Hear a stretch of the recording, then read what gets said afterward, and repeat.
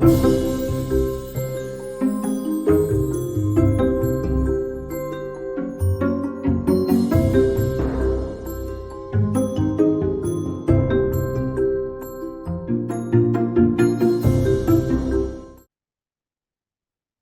right, let's go ahead and begin. Hello and welcome, everyone. We're so excited to have you joining today's session on teaching international students. This is our Lunch and Learn for January, and we are absolutely thrilled to welcome our external expert today, Dr. Ekaterina Arshavskaya. She is an associate professor at the Intensive English Language Institute at Utah State University.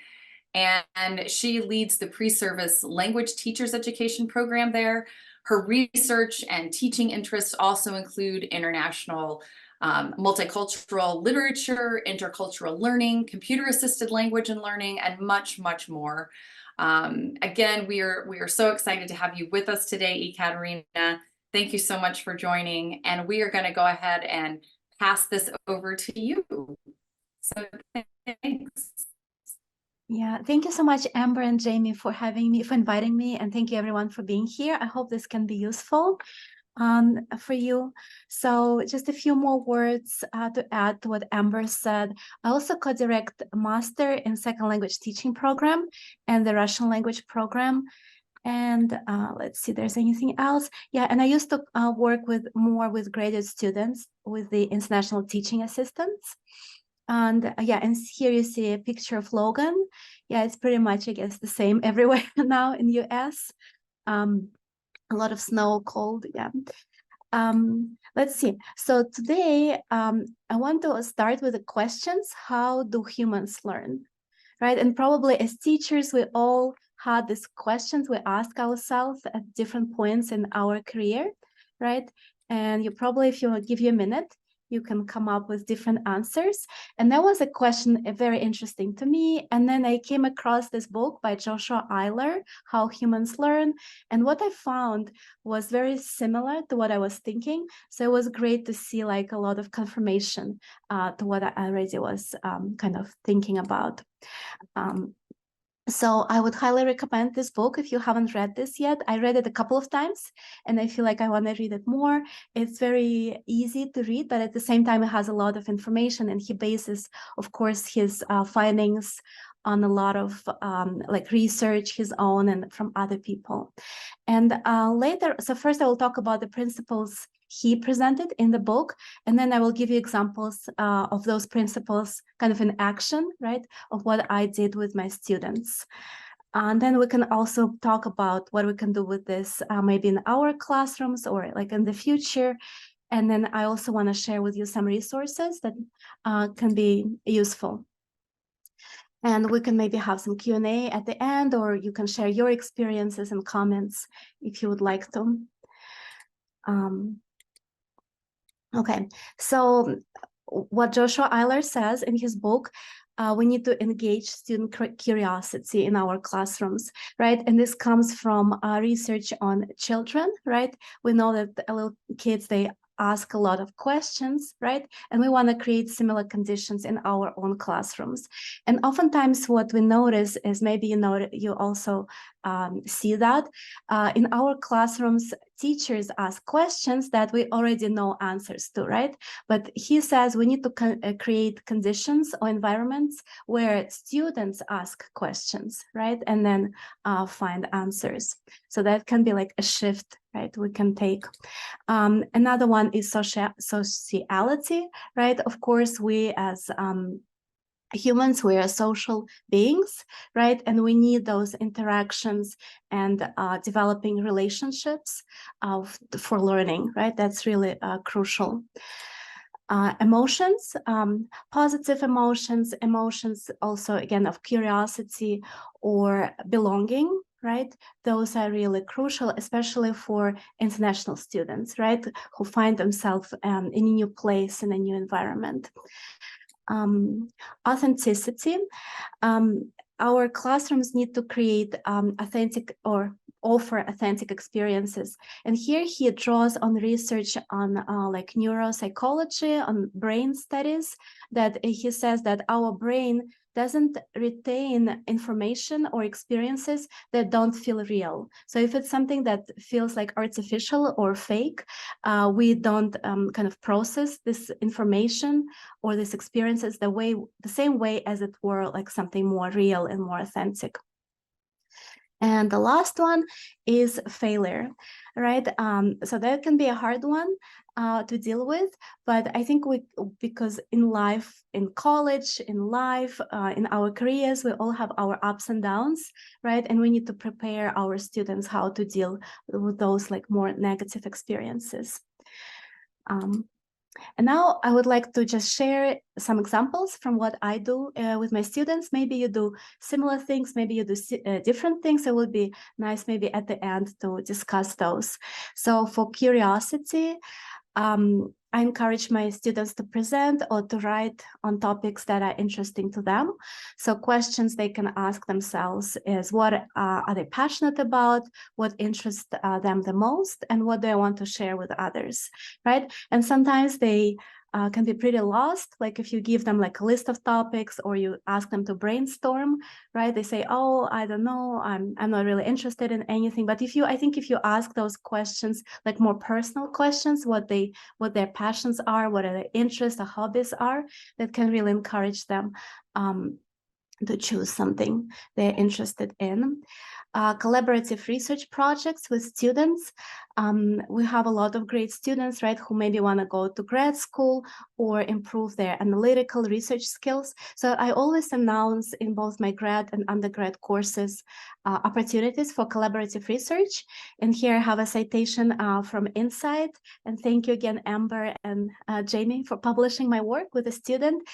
So this is a student, Nafi Reyes, from Dominican Republic. He was an international student, and I learned a lot from him. I think he also had great experiences with me, and we published this article, and now he's just finished his grad school at a different university. So I'm very proud that I was able to contribute something to his experiences in academia. And let's see, another one I have here is providing options for final projects.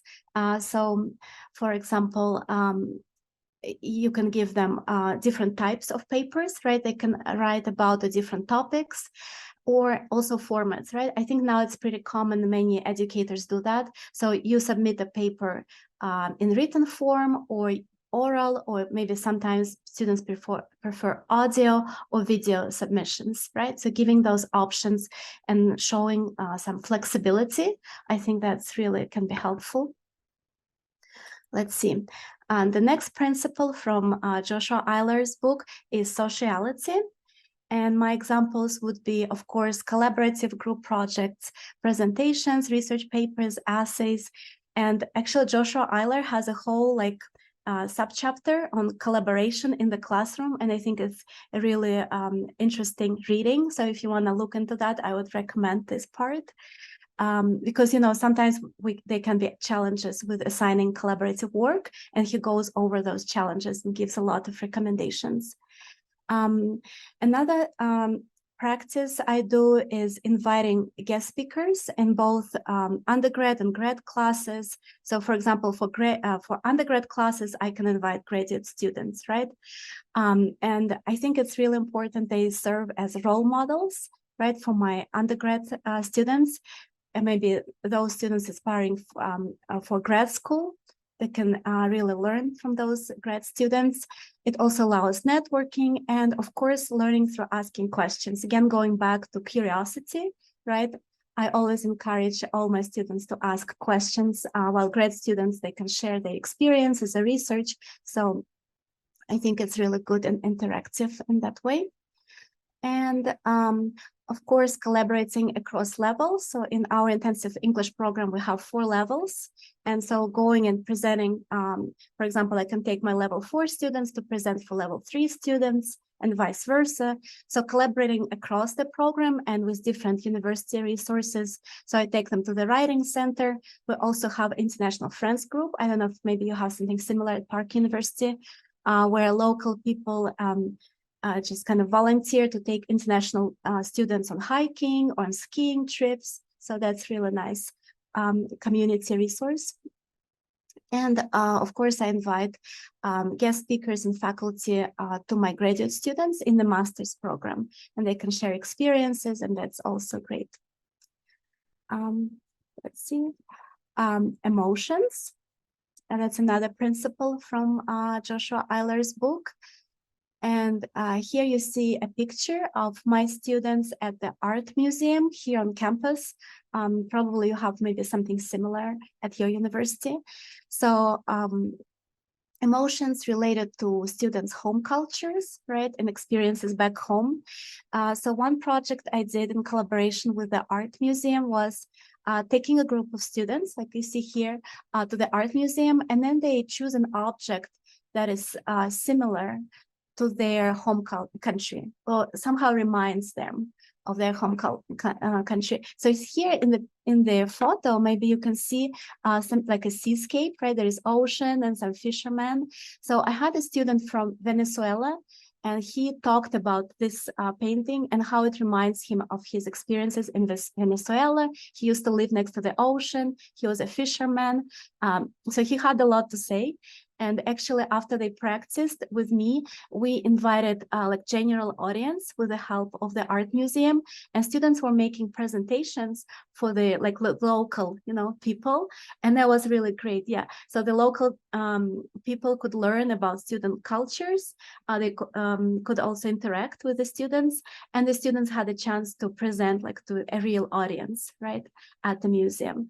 And then another assignment we did was I asked my graduate students to connect their disciplines to art on display. So an example of that would be I had a computer science grad student, and he talked about like how safe is the environment for those art objects from the computer science perspective, or how they can improve the interactivity of those objects, right? So bringing what they know, their disciplines, and connecting it to art objects, they can be also very exciting and kind of a different kind of project for them that can increase their curiosity and maybe other emotions. Let's see what is next. Creative writing and translanguaging. I know maybe if you're in the English studies or languages, I know translanguaging, right? Ophelia Garcia, Suresh Kanagarajar, and many others, right? They write about this. That's a big kind of trend or direction. So what we can do with that, we can create assignments where students use words from their home languages. It can be some unique concept, something that is hard to translate, right, into English. It can be something more simple like recipes or legends, folk tales they can share from their home culture, and there they can translanguage, right? They can combine genres from different cultures. They can combine just words from different languages. And I think what helps with this, and there's also a lot of research on that recently, giving them samples of people who maybe went through similar experiences. So I have an example here, a book by Eva Hoffman, Lost in Translation, Life in a New Language.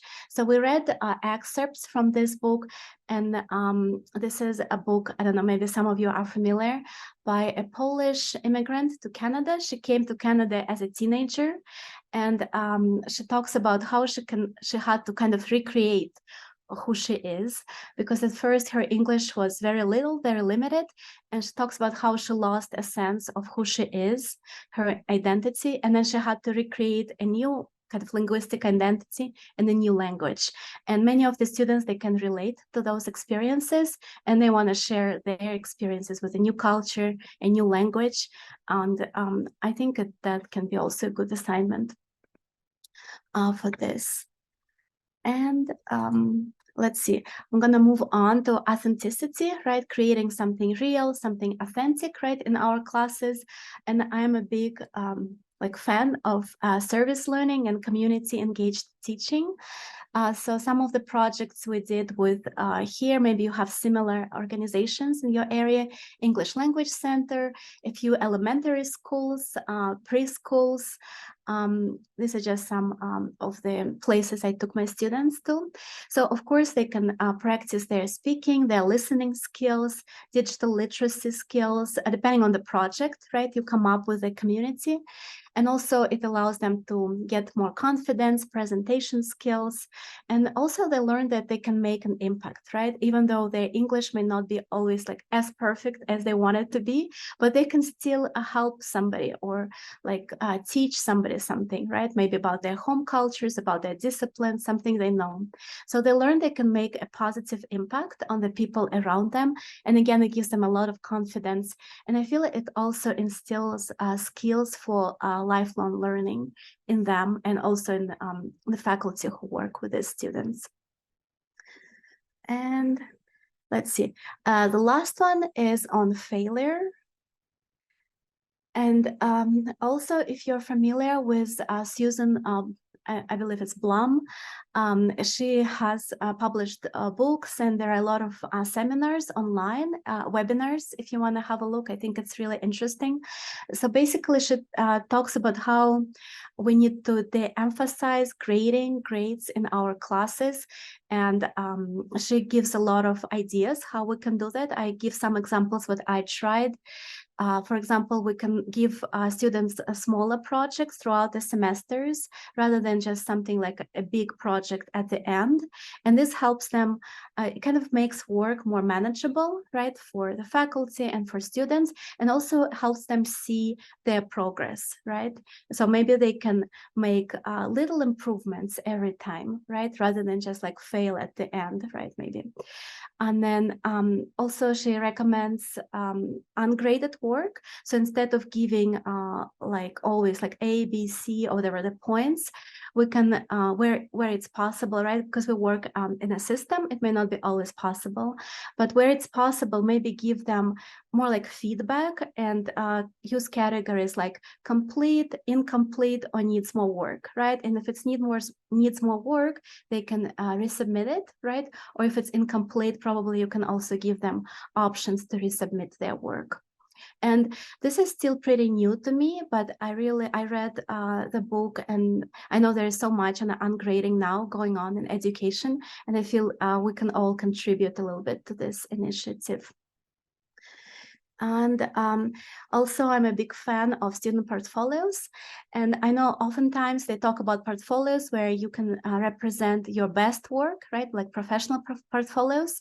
But I know some teachers and me, we use portfolios again to track student progress, right? So maybe they don't always have to put their best papers or best presentations there, but maybe they're even like worst papers or worst works, like talking about failure, right? And then explain why something didn't happen, why you mess up, right, in some way, but how we can learn from this and what are the steps to improve ourselves. So portfolios then create this space for student reflection, right, and setting goals for the future. Yeah, in ungrading, they also talk a lot about feedback. It's really important, and oftentimes samples from previous students, they're really helpful for students to see. And also I saw in my, even in my course evaluations, students appreciate having one-on-one meetings with them where we talk about their goals, progress. And we all know for office hours, hardly anybody comes, right? But if you schedule a meeting, maybe at the beginning of the semester, middle and end of the semester, and schedule it in a way that I'm here for you. Let's talk about your goals, what you're going to get from this course. What are your career plans, right? Really wanted to know something about the students. I think they come and they're really happy about that. And they even put it in my evaluations at the end. They say it was really good to have those. Let's see. For the future, yeah, I really want to learn more with service learning. I want to publish more about it, promote, and address some critics. So I know I went to a conference and some teachers were kind of doubtful about service learning. They talked about how teachers and students do not always have time for service learning, especially international students who are here on visas, right? They have limited time, they have all kinds of limitations, but I feel like it's still possible and it worked in my context. So I want to kind of share what I did, and hopefully this can be kind of demystify the process. I also want to see if it's possible to do more service learning projects at the program level. And recently I read more about service learning, and actually it's maybe if you also heard about this, it's considered a high impact practice. So it has a big impact on student learning and on the community. So I think it's really important if we do this. And yeah, I also want to learn more on ungrading, maybe reading or talking to other colleagues. I think it's another important initiative in education these days. And before I go to discussion and questions, I also want to preview or review some resources that I have. So here at the University of Albany, State University of New York, they have guidelines, articles, and advice, like a whole collection of this. And many universities have similar kind of resources if you just want to find something like that. I also like to hear from students. And of course, you can talk to them, but also there are video resources. One of them from Sweetland Center for Writing, I found online. And I think it's really important to hear from students themselves, what they want, what they need. And I actually, at Utah State University, I did a similar resource. I talked to several grad students and faculty teaching international grad students. So there are several videos where they share their perspectives and expertise on this. So I think that can be good. And yeah, for the references, yeah, again, I would highly recommend the book by Joshua Eiler. And also, if you want to start to see if the book would be good for you, there is one of my colleagues, Dr. Karin de Jonge Cannon. She wrote a book review on this book. So I think it's also a very good read if you're interested. Yeah, thank you so much. I guess I'm done. If we have questions or comments, I will be happy.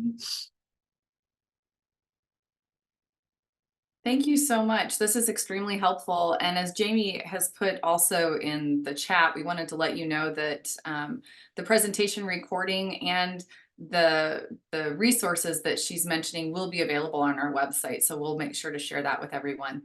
I have a question to kick things off, and then we'll open it up for the rest of the group. Can you help explain for someone like me who isn't as familiar with the term translanguaging, what that means and what that looks like in practice? Thank you. And then anyone else who would like to, feel free to either unmute or raise your hand and jump right in.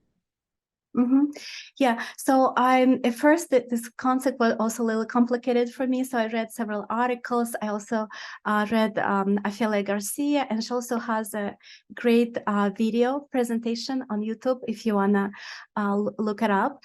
So the way I understand it is that bilinguals, we have like a system of in our brains, the languages that kind of overlap. So it's not like separate systems. So that's why when, for example, I observe it a lot. I have a daughter. Hopefully she can be trilingual with Spanish, Russian, and English. Oftentimes she starts speaking in one language, saying Russian, but then other words from Spanish or from English come in. So for her, it's like one system, right? Where all the languages they kind of are mixed together, right? Yes, and that's why for our students, it may be really important, right? Their first language, and then they learn their second language. So allowing those spaces where they can use both languages, maybe in writing, for example, writing like about some experiences.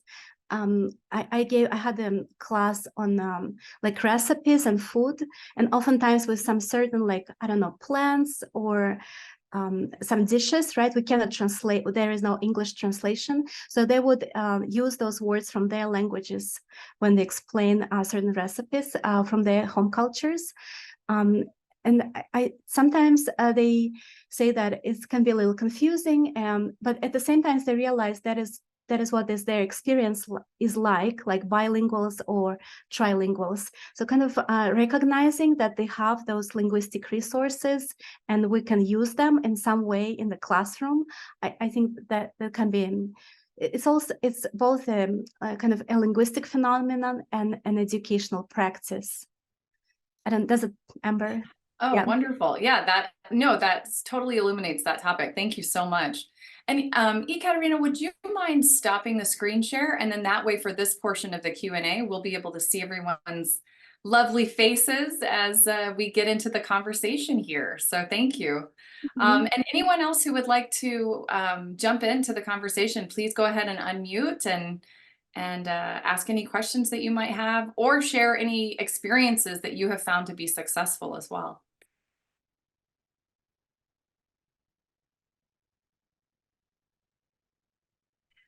If not, I'll jump in and ask another question then.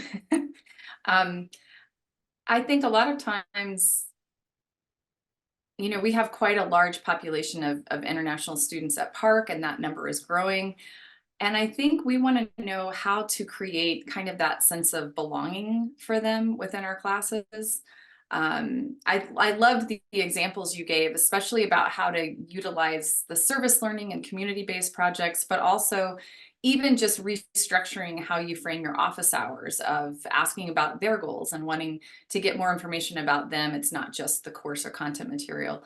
I think a lot of times international students might also be coming to us with different expectations for what's acceptable in the class and what isn't.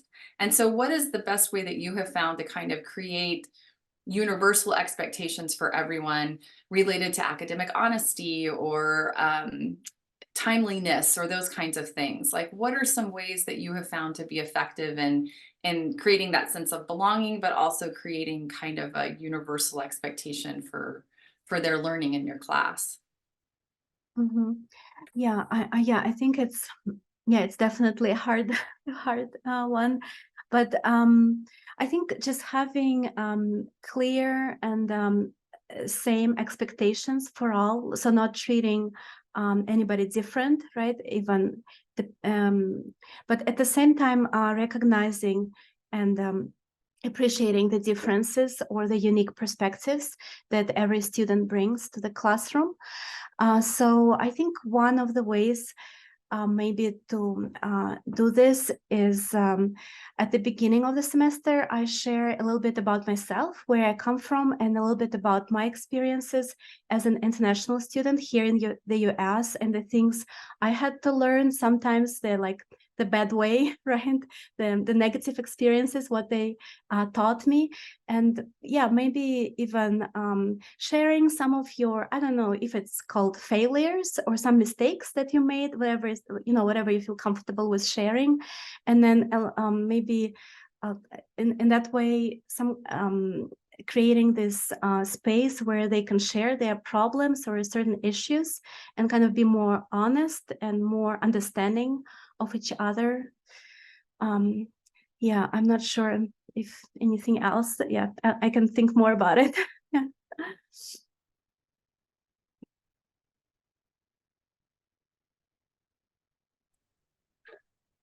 I have a question. I had to step out, so I apologize if you already get talked about. Can you talk about the concept of online distance learning kind of with international students? If you have experience on strategies to engage, especially asynchronous classes, some of the classes we offer in addition to the face-to-face or that that kind of way, and we have challenges sometimes to engage the students to offer similar quality and experience versus in class. So can you talk about that a little bit, or any thoughts you have? Thank you so much. Yeah, also actually in the book, Joshua Eiler, when he talks about emotions, I think that chapter, he makes a claim that in the online classes, especially asynchronous, we cannot connect to the students in the same way as we can connect in face-to-face classes. So he kind of is a little doubtful that in asynchronous and online classes, we can create the same kind of experiences. But of course, we can always try, but maybe our experience cannot be the same, quality or nature as face-to-face classes. And with the COVID, I think a lot of us, we had to learn, right, how to function online. And in my experiences, I think some of my students, they, especially immigrant and refugee students, they did not always have the same knowledge about technology. So I tried to meet with them individually. I think I came a few times to campus. I don't know if that's possible in your case. And I showed them how like Zoom works, how Canvas works, all those tools, just to get them more comfortable and recognize that they may need a little more training or a little more learning about those tools. And trying all kinds of there are some digital like the games, right, you can do online, just create more fun activities online. And there was also a book that I read, I forgot the name, but it was really good. I think it's Small Teaching Online. I remember the title. Yeah, do you recognize the book, Small Teaching Online? And the authors, they have a lot of recommendations for teaching online. And I remember one of them was making yourself more like appear like a human, like a person, like maybe making videos of yourself in different locations as you teach the class, or sharing your personal experiences. So to make yourself more accessible and appear more like you're a human being and not just like a face, on the canvas, right? So I remember that was one, and there were so many. So I would recommend, maybe, if I think that book can be really helpful, Small Teaching Online.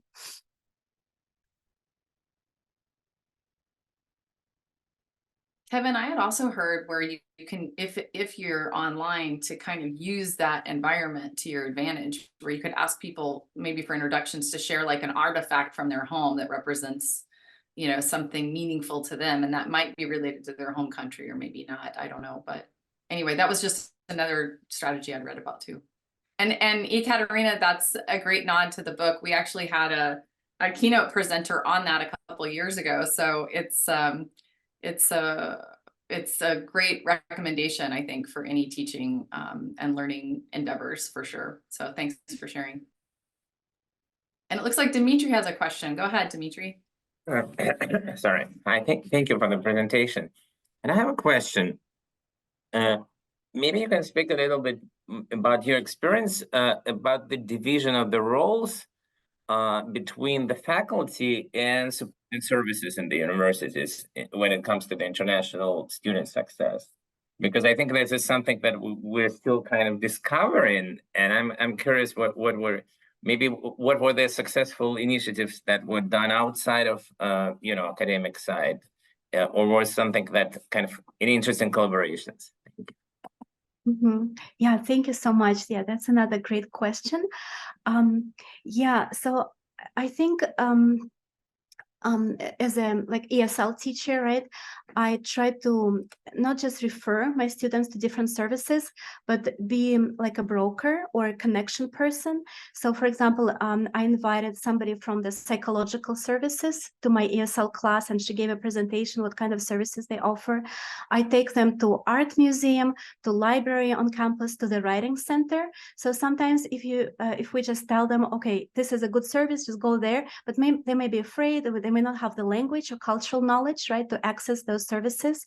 So being this kind of broker person or connection person and inviting guest speakers from those services or taking students to those locations, I think that's great. And another thing I want to share is oftentimes those services or those resources we have on campus, they can actually teach us a lot. So for example, my collaboration with the art museum, I really appreciate and was really, really insightful. So I had some ideas in mind, but they also helped me organize those sessions where my students could interact with the general audience. They had a lot of ideas for other projects we can do at the museum. So just talking to some of maybe services or resources and seeing what they can offer and how you can collaborate, opening this dialogue, I think this can be helpful. Thank you.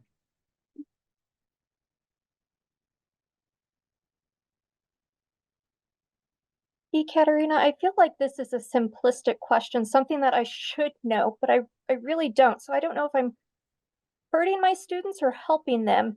If I have my international students and they come from the same country, when I'm putting them into small groups, is it better to keep them together so that way they have that bonding experience and they feel more comfortable, or is it better to separate them so they start getting used to our culture and used to other people and start learning the language more? What do you recommend? Yeah, I think again, it really depends. But now in second language research studies, they used to have a pretty negative perspective on students' first language, right? So they thought it kind of interferes with second language acquisition.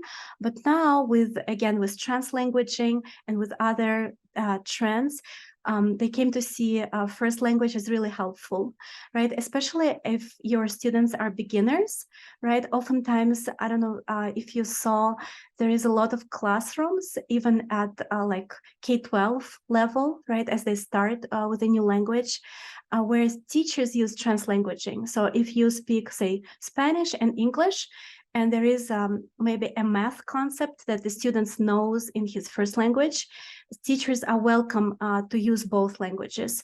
And I think the same can happen, like you say, Jamie, in your group interactions where they share the language. If a concept may be harder in their second language, they can help each other in the first language. But I think at the same time, they need the challenge, right, of using their second language, in this case, English.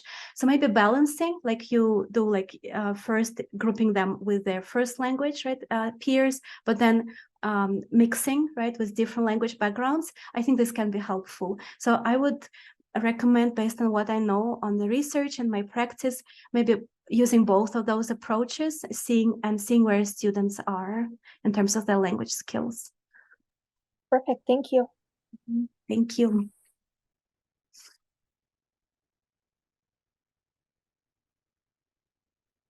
I like to leave a nice, long, uncomfortable silence to make sure people have ample time to formulate any questions they might have. And I have one more for you, Ekaterina, before we wrap up. And what did you find to be most helpful when you were transitioning and learning new language and a new culture? I know when I moved to the Netherlands, it's not just the language component, it's the culture shock of just being in a place where everything is different for these students as well. What recommendations do you have that you personally found to be really helpful for you as a student, or for the students that you work with now? Thank you so much. So more like a student perspective, right? Yeah, I think I can kind of confirm the research findings that when I came to New York, first I found myself in Russian-speaking community in Brooklyn, and it was really helpful for me. I think even though I went to grad school, I was doing my master's, so my English was pretty good to survive or even to attend grad classes, but having this kind of more familiar environment and still listening to the language I'm more used to, I think that was a good shift for me. So I can confirm the findings from translanguaging and now what we know about using your home language in the classroom. I think that's really helpful. And the second, I think having some kind of like a good friend maybe talking back about sociality and emotions from the Joshua Eiler's book. So I had several good friends at when I was doing grad school at Penn State, and yeah, we have our advisor, we have our professors, but I think it's natural that there is some kind of distance, right? The formality, but having a friend and maybe hearing the same things that I hear from my professor, like, I don't know, you need to go to conferences, you need to publish, you need to practice your English in more academic settings, but hearing the same things, but from a friend who is a good also role model. She was a very successful grad student. I think that was really helpful and encouraging for me to keep going, even though it was not like an easy program doing PhD. I don't know, Amber, does that answer? Yeah, it does. Thank you. I'll leave one more pause just for anybody else who might have a question that's developed. And again, we really appreciate the examples that you gave already, particularly with taking your students to the museum and how you used not just the art, but also their own individual disciplines and degrees, how you were able to plug into those things as well. So I wouldn't think taking someone to a museum would be able to connect to computer science, but you found that overlap there. So again, I think really appreciate not just the research you found, but also the practical examples and ways that you've integrated this and supported that translanguaging with recipes and different ways to share these things.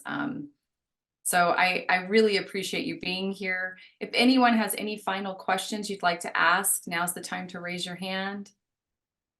And we have a good comment from Clarine. I don't know, Amber, if you want to read it, or should I read it? Oh, sure, go ahead.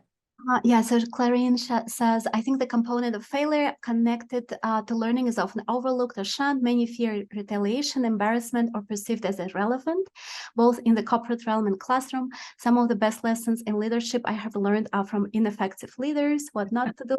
Yeah. Not having the support to take risks can stiffen innovation and creativity. Yeah, definitely. I can, yeah, and again, whatever you want to share, yeah, it depends how comfortable you are, right? But I think if we take the risk and share some of the more personal and maybe negative experiences, I think it can also like break the ice and make our students more comfortable, maybe more honest to share what, yeah, with us. Yeah, and thank you so much. Yeah, and I loved your idea about even just the grading and having either complete, incomplete, or needs more work, and just having some multiple points of feedback where it's not a high stakes environment for students, for all students, but including international especially. So yeah. Well, thank you so much for being here. We appreciate your time. For those who joined, we appreciate your time as well. Thank you for sharing your lunch with us. Hopefully you were able to grab a few bites while we were talking and presenting. We really appreciate your expertise and sharing that with us today. And yeah, I hope you guys stay warm wherever you are. Stay safe, and hope you guys have a great rest of your week. And thanks so much, Ekaterina. Thank you, everyone. Bye for now. Take care. You too.